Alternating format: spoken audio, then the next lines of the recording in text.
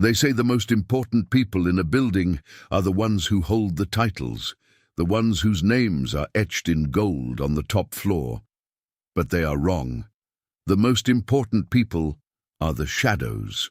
The ones who know how you take your coffee, which child's birthday you've forgotten, and exactly which pill keeps your heart beating.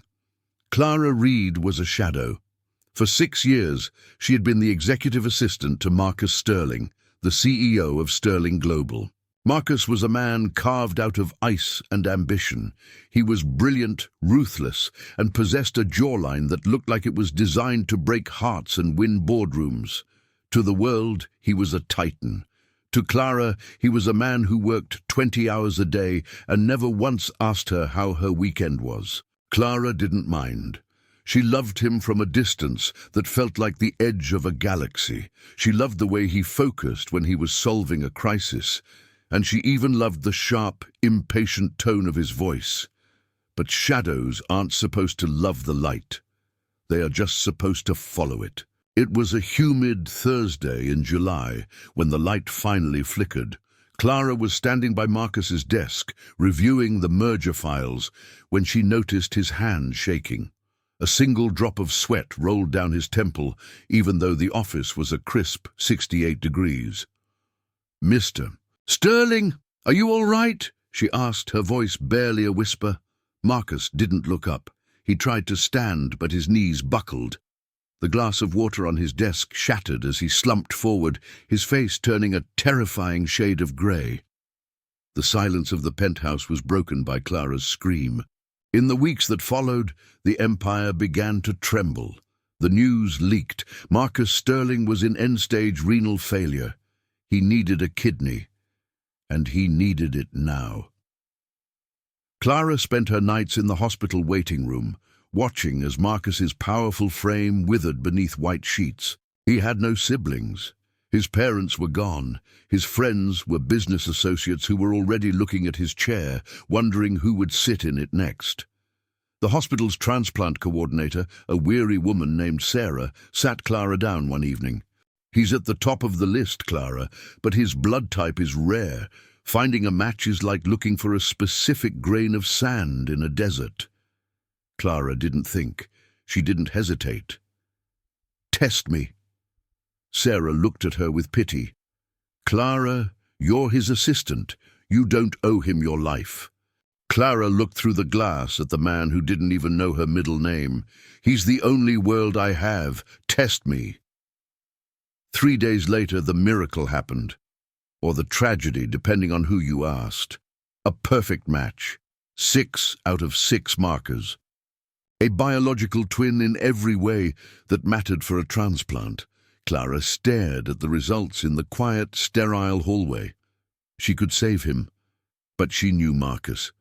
If he knew it was her, he would feel a debt. He would look at her with obligation instead of the cold, professional distance she had spent years perfecting. Or worse, he would refuse out of pride. "I'll do it," Clara told the doctors. "But he can never know, not now, not ever. It must be a directed anonymous donation." "Und Clara, the recovery is brutal," Sarah warned.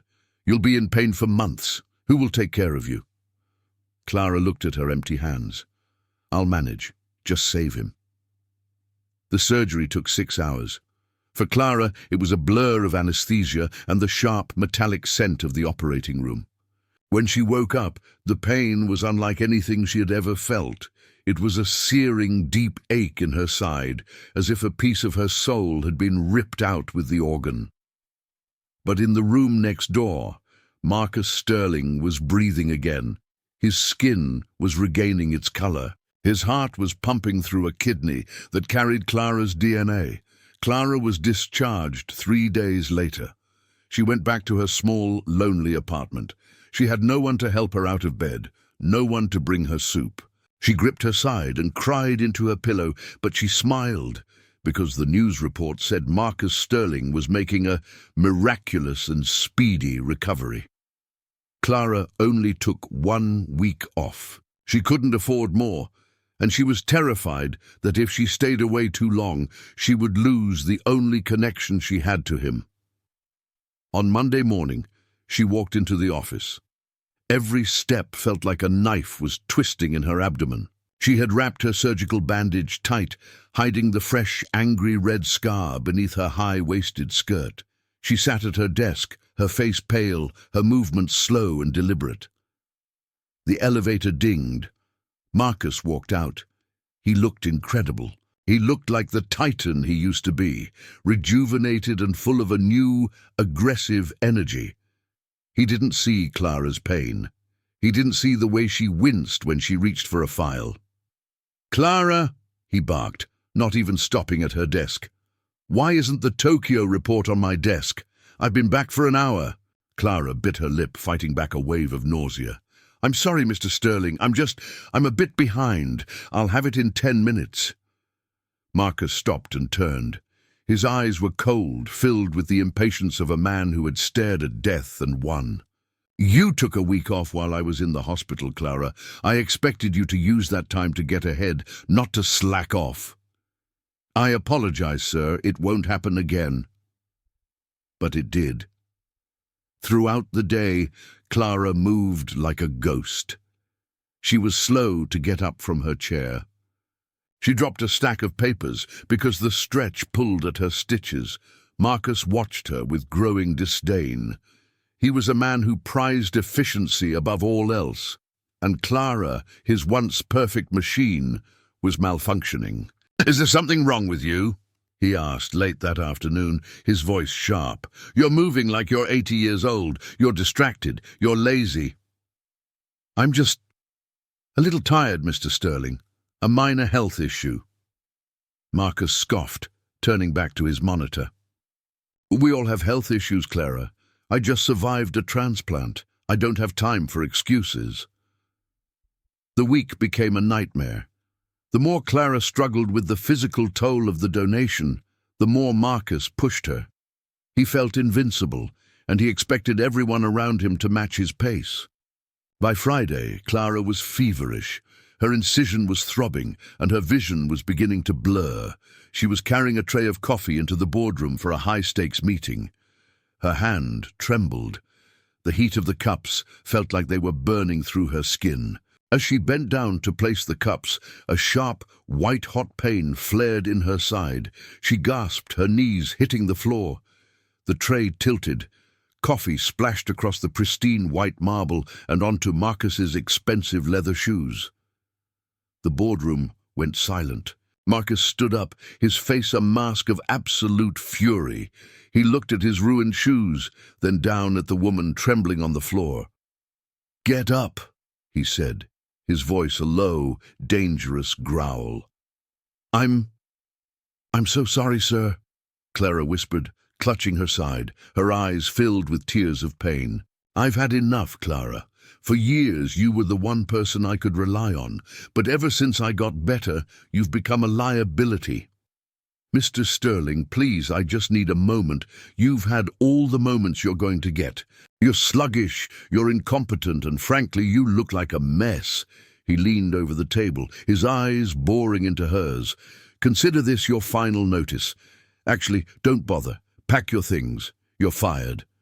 Clara felt the world tilt. Fired after 6 years. "I don't reward laziness, Clara, especially not now when I have a second chance at life. I need people who are as strong as I am, and you're clearly not." Clara pulled herself up using the edge of the table. She looked at the man she had saved. She looked at the man who was alive because of her. She didn't tell him. Her pride, the only thing she had left, kept the secret locked behind her teeth. She turned and walked out of the boardroom, clutching her side, leaving a trail of coffee and broken dreams behind her. She didn't even go back to her desk. She just walked to the elevator, her heart breaking with every step. She didn't see the way Marcus stared at the floor after she left, a strange phantom ache thrumming in his own side, right where his new kidney sat. The silence of Clara's apartment was the kind that had weight. It pressed against her chest, making every breath a chore. Without her job, she had no health insurance. Without insurance, The expensive post-operative checkups and the anti-inflammatory medications became a luxury she couldn't afford. She spent her days huddled under a thin blanket, her side throbbing with a persistent dull heat. The scar was healing, but her spirit was fraying at the edges. She watched the news on her cracked phone screen. Marcus Sterling was everywhere. He was the billionaire of the year, a man who had cheated death and returned stronger than ever. He was seen at galas, launching new green energy initiatives, always with a sharp suit and a smile that never quite reached his whiskey-colored eyes. He looked invincible. He looked like a man who didn't have a single care in the world, and certainly not a care for the assistant he had discarded like a broken tool. "He's healthy," Clara would whisper to the empty room, her voice raspy from a fever she couldn't shake. "That's all that matters. He's breathing." But the rent was due. The fridge was a hollow cavern of expired milk and half-empty jars. Desperation forced Clara back into the world. She couldn't get another corporate job, not with the bridge she had supposedly burned at Sterling Global. She took the only work she could find that paid under the table: event catering. It was grueling work, standing for 8 hours, carrying heavy trays, smiling at people who looked through her as if she were made of glass. Every shift was a gamble with her health. The heavy lifting pulled at her internal stitches, but she gritted her teeth. She had to survive. Meanwhile, at the Sterling penthouse, Marcus was finding it increasingly difficult to enjoy his second chance. His new assistant was efficient, yes. She was fast, robotic, and never dropped a cup of coffee, but she didn't know the exact temperature he liked his tea. She didn't know that his mother's birthday made him quiet and somber. She didn't know the man behind the gold-etched title. He found himself staring at Clara's empty desk more often than he cared to admit. He told himself it was just habit. He told himself he was glad she was gone. But every night, as he lay in his massive bed, he felt the rhythmic thrumming in his side. The donor kidney. He felt a strange, inexplicable connection to the stranger who had saved him. He had tried to find out their name, but the legal firewalls of the anonymous donation were impenetrable. "I have the heart of a titan," Marcus told his reflection in the mirror, "and the kidney of an angel. I don't need anyone else." But deep down, in the hollow hours of the night, the ice in his chest was beginning to crack. The night of the Metropolitan Hospital Gala arrived with a cold, biting wind. It was the event of the season, a celebration of the hospital's transplant wing. Marcus Sterling was the guest of honor. He was the living proof of the hospital's success. Clara was there too, but she wasn't on the guest list. She was wearing a black server's vest and white gloves, her hair tucked into a tight, severe bun. She felt dizzy. The fever had returned, and her side felt like it was being scorched by a branding iron. "Just 3 more hours," she told herself, leaning against a service door in the kitchen. 3 more hours, and you can go home and collapse. "Table 6 needs more champagne! Now!" the head waiter barked. Clara grabbed a heavy silver tray and walked into the grand ballroom. The light from the crystal chandeliers blinded her. The room was a sea of silk, diamonds, and high-pitched laughter. And then she saw him.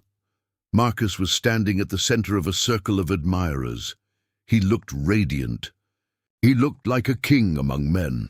Clara tried to turn away, to stay in the shadows where she belonged, but the crowd shifted. She was forced toward his table. Her hands were shaking. The tray felt like it weighed 1,000 pounds. "Champagne, sir?" she asked, her voice thin and fragile. Marcus didn't even look at her. He reached for a glass, continuing his conversation, but as his fingers brushed the rim, he caught a scent, a soft, familiar scent of vanilla and lavender. He froze. He looked up. He saw a woman who looked like a ghost of the assistant he once knew. Clara was gaunt, her eyes sunken, her skin pale and translucent. "Clara," he whispered. The world tilted for her. The gold and diamonds blurred into a spinning vortex of light. I'm sorry, sir," she stammered. Pain exploded in her side, sharp and merciless. The tray slipped from her fingers. Crystal shattered across the marble floor like gunfire. Clara collapsed, clutching the right side of her abdomen. The crowd recoiled. Marcus did not. He dropped to his knees beside her. "Clara, look at me!" As he moved her, her shirt rode up, exposing her midsection. There it was, a jagged, angry red surgical scar located in the exact same place as his own. Marcus stared. He saw the symmetry. He saw the truth. "No," he breathed. "It was you." The hospital room was quiet, filled only with the rhythmic beeping of monitors. Marcus sat in the same plastic chair where Clara once sat for him. He hadn't left her side in 48 hours. He moved her to the best private suite and summoned the city's best surgeons. The diagnosis was brutal: infection, exhaustion. A body pushed far past its limits after a major organ donation. Marcus stared at his shaking hands. "I called her lazy," he whispered, "while she carried my life inside her."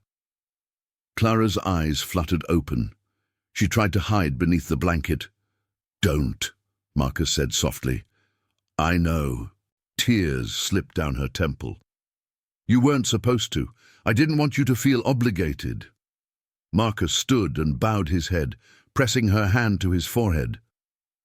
"You gave me life," he sobbed, "and I used it to destroy you." She touched his hair gently. "You were just afraid. I will spend my life making this right. You don't have to.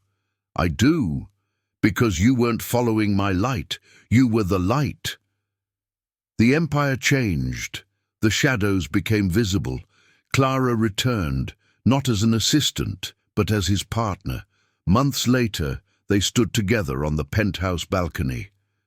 His hand rested over her scar. "Does it still hurt?" "No," she smiled. "The winter is finally over." And for the first time, the shadow stood in the sun.